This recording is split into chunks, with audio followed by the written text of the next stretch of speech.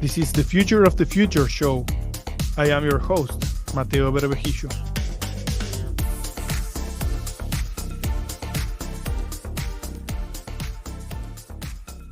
Today's guest, Laura King, a transformation guide, strategy, and author of Shine Brighter, the high performer's guide to purpose, presence, and peak living. After conducting over 30,000 interviews and navigating her own journey through burnout, Laura has distilled powerful insights into how we can redefine success, not just by achieving more, but by aligning with who we truly are. In this conversation, we will explore what it means to step away from performance based living, how to balance ambition with inner peace, and the practical tools Laura shares to help us all shine brighter in life and work. Laura, thank you so much for being here. Oh, it's my pleasure, Mateo. Thank you so much for having me. Laura, what inspired you to write Shine Brighter, and how did your personal journey influence its creation? So, I didn't actually set out to write a book. I was setting out to get unstuck. In spring of 2023, I was taking my son for his it was neurofeedback therapy, and I heard this voice that said, "This is your path too,"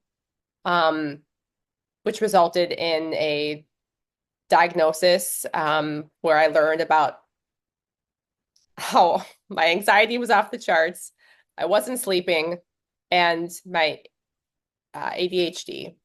And this data confirmed what my body had been whispering to me for years.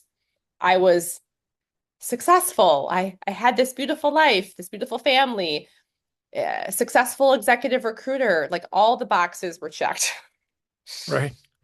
But inside, I was performing, not living. And what I Hmm. mean by that, I was going through the motions, thinking this would bring me happiness. And when I started journaling through this kind of all these realizations, um, it became like halfway through this journaling, I thought, I need to share this because I'm also hearing this from all these other people I'm talking to, that most these accomplished people are disconnected from themselves. So honestly, the book was my therapy. The book was my therapy and my path back to who I am underneath all of the achieving. I love it. Did you so how was the conversation with your son, right? You were taking him to the Yeah. doctor, right? And then you were like, "Oh, this is going with me." Did you were like, I'm sorry you were going through that, son, but this helped me as well, and I Well, now it I was realized, really eye-opening because all of the things in my son were actually things in me. right, So I'll never forget it when someone told me, your son will heal, Laura, when you heal. right, And they're a mirror for you. And it was just this wake-up call to address underlying patterns within me that were really showing up in my son, and his behavior and his, he didn't want to be part of our family anymore. He was running away from home and he was throwing things and he was just full of all of this rage. And I had to like that there's angst in me right. that is being projected and seen through my child. So it was really eye-opening, but at the same time, um, I am so glad I didn't shove it down the rug like my old pattern would be, just shove it down. Yeah, yeah. Mhm. It's very powerful. It's very powerful. I say this as a father of two as well, um, and it takes a lot of courage what you did, and realizing that that you were as a parent causing something that's very powerful, and it takes a lot of courage, and it's like you said, it's something that many times we don't do as parents, right? We identify a pattern and we go like, yeah, okay, whatever, and you just keep bulldozing through whatever you are in life, right? So it's an Right. amazing origin story for a beautiful book. Very much recommended to the audience. I read it. I loved it. I'm going to ask questions as if I didn't read it. Uh, but I truly recommend it to everyone that is listening to this episode today. Laura, you interviewed over 30,000 people. What patterns did you notice about high performance struggling with burnout? Yeah, it's sort of like the data doesn't lie, right? Um, what I kept seeing, and I'm sure you see it in tech leadership, is what I call this high functioning burnout. So individuals who continuously deliver incredible results, but they're emotionally running on fumes. They rarely feel calm or rested, even in stillness. And so there's this gap between, I think, who they are and how they're seen. And I think there's this desire for integrity, to have, your values play out in your actions, but um, there's a fear of the cost of change. And so I hear things like, Laura, I built the life. I got the job, I got the title, I got the house, I got all these things that society's told me I would be happy, but it doesn't feel like me, or I'm so tired. I don't know how to stop, or what would happen if I stopped. Right. And it's just misalignment. It's a misalignment at the soul level. It's just swimming, I call it swimming upstream when all you have to do is like go downstream. Right. However, downstream requires trust and a little bit of surrender, and that's scary to us as humans. Super scary. So there's a lot about how we define what success is, right? And the gaps that we will create or not by how we define success. So how do you define success in a way that aligns with inner peace and purpose? I mean, don't roll your eyes at me, but it's presence and joy. Success is presence and joy. And it's not about doing more, right? It's about becoming more of who you truly are. And, you know, what I've learned through my own journey and working with high achievers is that sustainable, like the sustainable success comes from this alignment, right? And when your work reflects your values, when your daily actions connect to your purpose, your performance just naturally increases because it Hmm. doesn't feel like work. It feels like flow and enjoyment. And I'm amazed when people like realize that they can maintain high standards of impact while feeling more grounded and present. So it's not necessarily lowering the bar, but it's finding your natural rhythm instead of fighting against it. Beautiful. Can you share a moment in your life when you realized you were living sort of a performance-based life?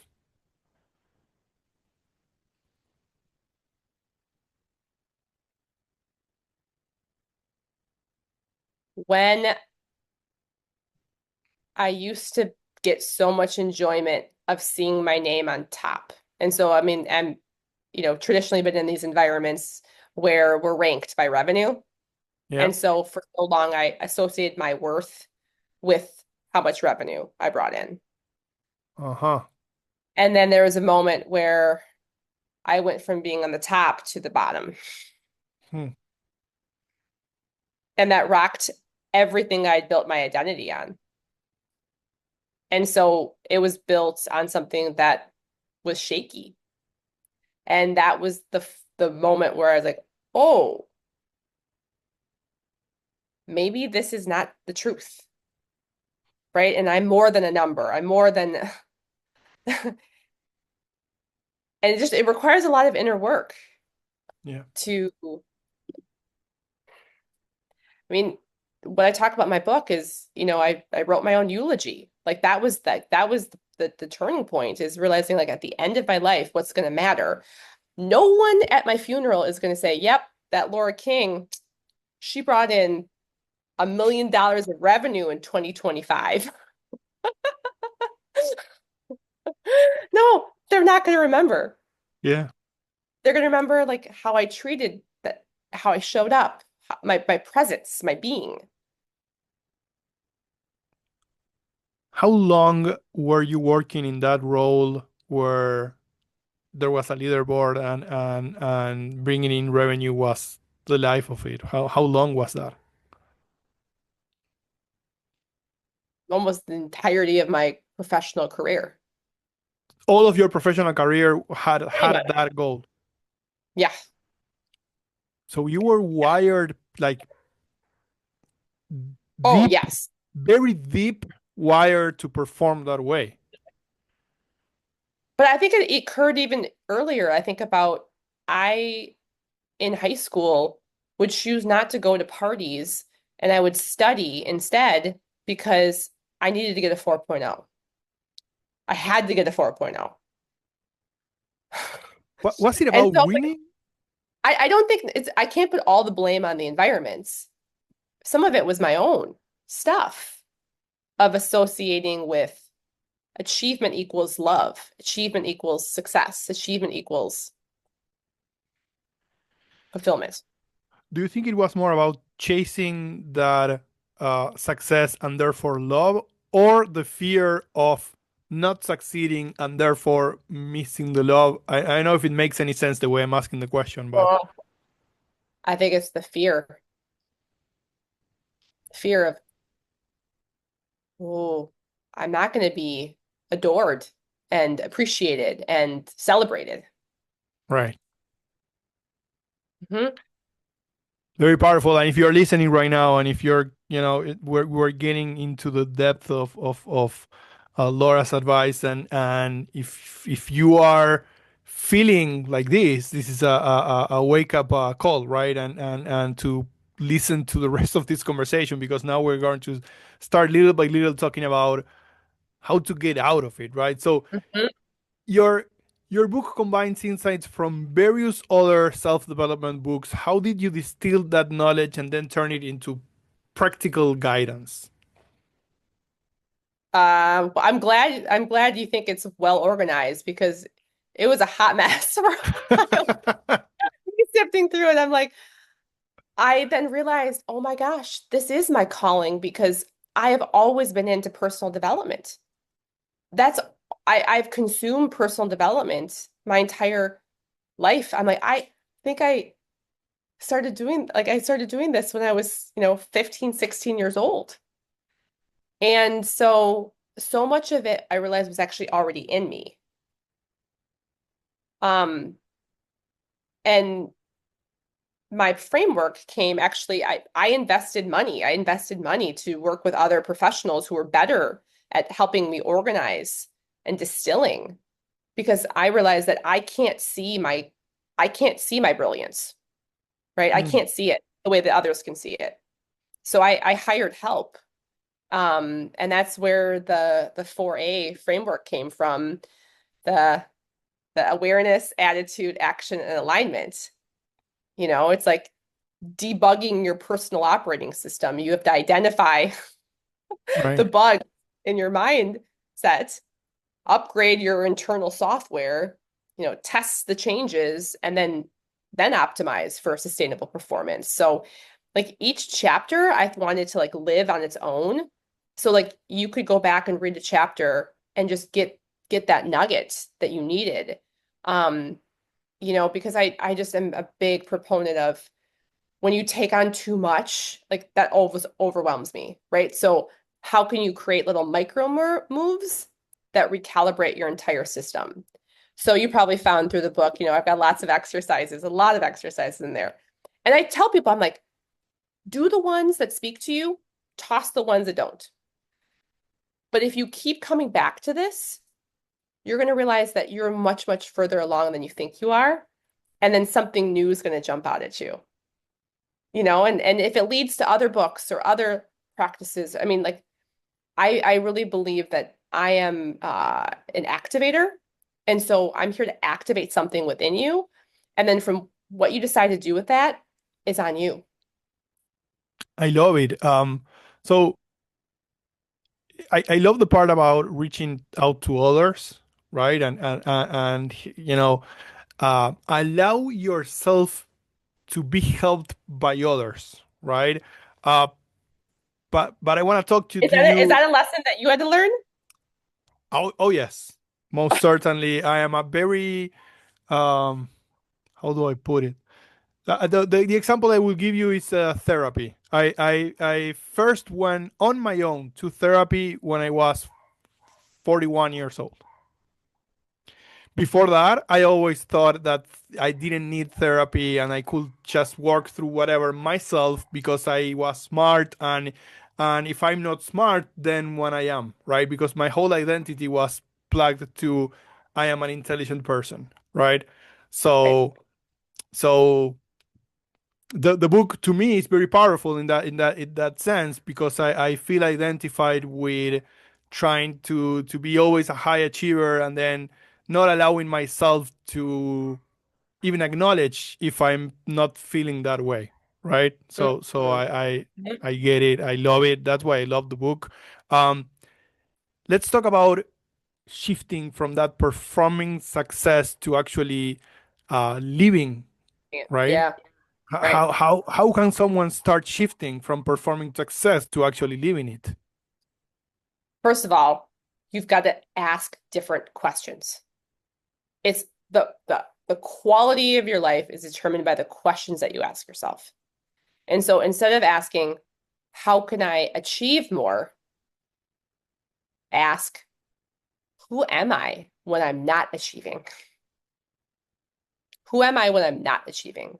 And journal on that. Instead of what do I need to do? Maybe is what do I need to let go of? So the first sort of micro move I recommend is what I call like an alignment audit. So look at your calendar and honestly assess which activities energize you versus what drains you. What gives you energy, what drains your energy. And you're going to start to see patterns. And then it's just tiny adjustments. Maybe it's blocking 15 minutes to be outside in nature in between meetings. Maybe it's having one authentic conversation instead of, oh, I got to go meet with 5 or 10 people. Like depth, not width. So these small shifts can really create big changes when you compound them over time. It's like rather than upholding, I got to change my entire life. No, you can just do it in small little micro moves. I love it, and Small. that's the basis also for repetition, right? I mean, if you try to go maybe too big all at once, then you get burned trying to solve your burnout, right? But if you start I'm the queen of, yes, I have way too high of expectations, way right, too high. And so part of my journey has been like, Laura, what if you just released expectations? right, very powerful, very powerful. Um, and then you talk a lot about journaling and self-reflection and the role that they play in transformation. Can you talk about that a little bit? Oh my gosh. If you take nothing away from this conversation, hear me. Journaling can change your life. Journaling is so critical because it helps you reflect. And when you have reflection time, you become more self-aware. And when you become more self-aware, you can catch the patterns, right? So journaling became my lifeline. It helped me separate the noise from like my actual voice. And when we're constantly doing, constantly producing, constantly, you lose touch with your inner wisdom. And so, even just a simple like, what brought me joy today? What what were the key moments today? How did I show up? if I were doing today over again, what would I change? Like it's like running diagnostics on your daily code. Like the transformation happens when you start recognizing patterns that you couldn't see before. So even like maybe you notice you're more creative in the mornings, but you have all these meetings, right? Like how can you design your day so that your energy follows you and it's not draining? So that's why the 4 A's, the awareness is always the first step because when you're aware of something, you have power over it. How much do you advise people to go back to their journals and reread them, and how long in time, or how do you organize that? Do you every once in a month go back to the whole month, or every once, 3 months go back to the whole 3 months, or every day? How do you manage that? I used to be really obsessive about that, and that wasn't good for my personality. Like, I need to go reread my no. Um, when I have moments, I'm like, I'm gonna go look back a year ago. Okay. What I was thinking a year ago. Kind of like on your phones, you're like, what was I doing? Like the photos that pop up. Like, let's Yeah. see, that makes it really a more bite-sized for me. And so it allows me to be like, oh yeah, that's what I was experiencing. And then it gives me just such reverence for how far I've come. Hmm. Not like I'm expecting perfection, but like, wow, I used to be so scared to voice my opinion in meetings. And look at me now. Like, Yeah. right? It's I mean, or if you do a digital journal, I mean, run that thing through AI. Yeah. Yeah. Yeah. Yeah. Yeah. Yeah. Yeah. Yeah. So you talked a little bit about this, right? But if any of our listeners are, kind of ambitious but overwhelmed, what's the first actionable step you recommend for them? Learning how to say no. So it's actually stop adding more. Okay. Stop adding more. More is not the answer. So identify instead your top three energy sources and your top three energy drains. And then it's about protecting sources and eliminating or delegating the things that drain. So this sounds easier, oh, it's so easy. Like, but when you're journaling and you ask new questions, you're like, how can this happen? Like that opens up creative thinking. Hmm. And I used to limit myself so much. And now that I have expanded, I'm realizing that there's so many other people here that want to help me. There's so many people that want to do things that I'm not good at. And that actually gives them so much joy. I look back at my book launch. I was so overwhelmed. I did not know how to do this. And I started being open to people who could help me. And I'm telling you, it was the most freeing feeling to feel that much support when I didn't think I had to do it all myself.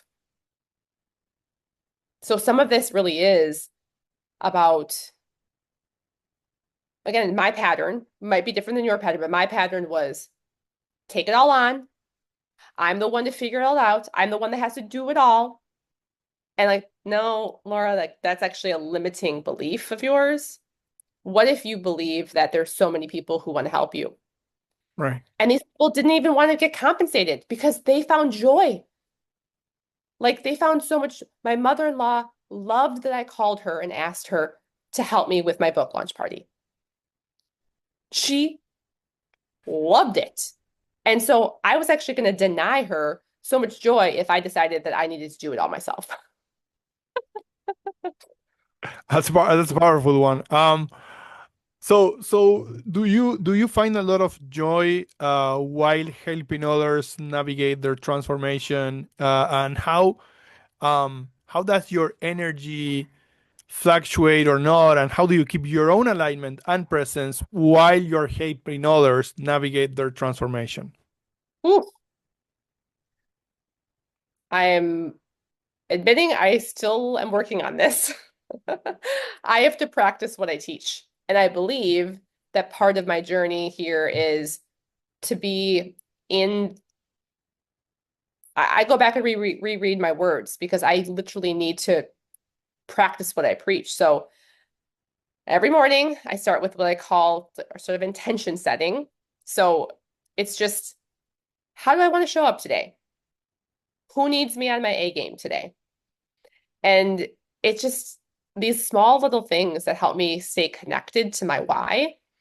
And I just know that the right people will resonate with me, and the people that don't, I'm learning to not not let their energy impact mine, because that was another pattern of I needed everyone to like me.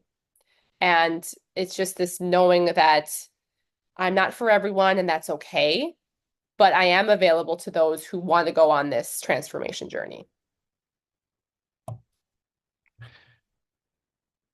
How much does experience yeah it feels like as we get older, it's supposed to be easier to understand this, right? It's supposed to be easier to like put time into perspective and understand that time is not endless, right? It's a finite thing, the time that we have here. And so do you think that helps people realize and absorb some of the teachings in your book, or do you think that it's all over the place and some people do and some people don't? What are your thoughts there in terms of experience versus the ability to okay open up and understand this? I think it's for so long, Mateo, I thought I was so different, and was I called myself, an outcast or an oddball. I'm like, no, I just think I saw things before others saw it. And now I'm having so many executives come to me and share what they're really experiencing. And they have different stories, but there's similar patterns. And I just, spoke to a gentleman the other day, and he's like, I know if I continue on this path, my home situation is going to continue to get worse. And I just know I need to just back down. I can't take this next promotion. And he's wanting to reimagine what the next 10 years look like.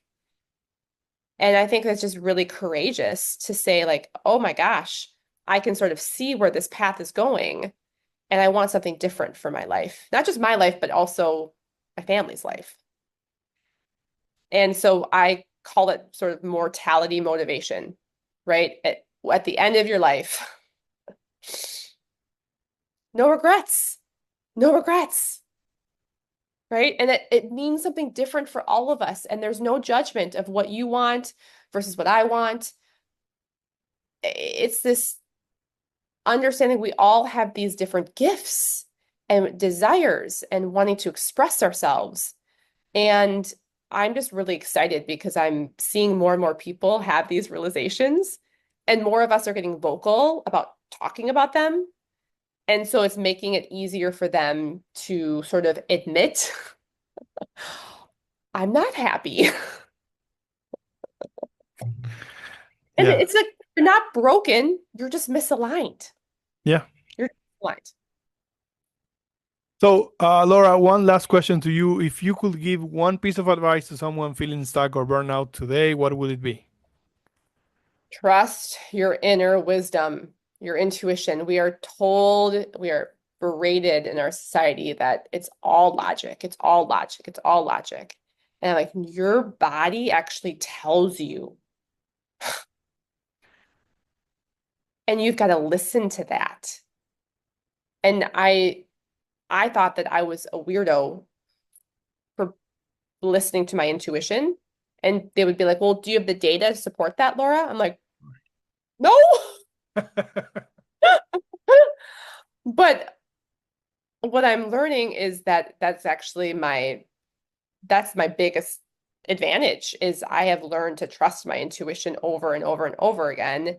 And I think the results speak for itself because I'm happy now. I mean, like I'm joyous. My four boys are in an amazing spot. My husband is an amazing, like there is so much joy in our household. There's so much laughter in our household amidst all the backdrop of the world. In our home, there is joy. And so I'm like, I can't deny that. I can't. Very, very happy to hear that, Laura.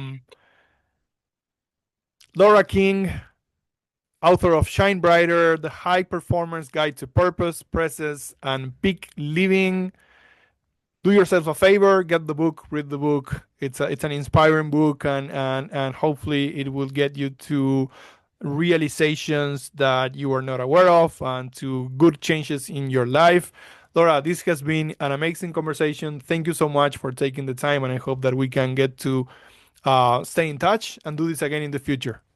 I'm absolutely adore you. Thank you so much for the opportunity.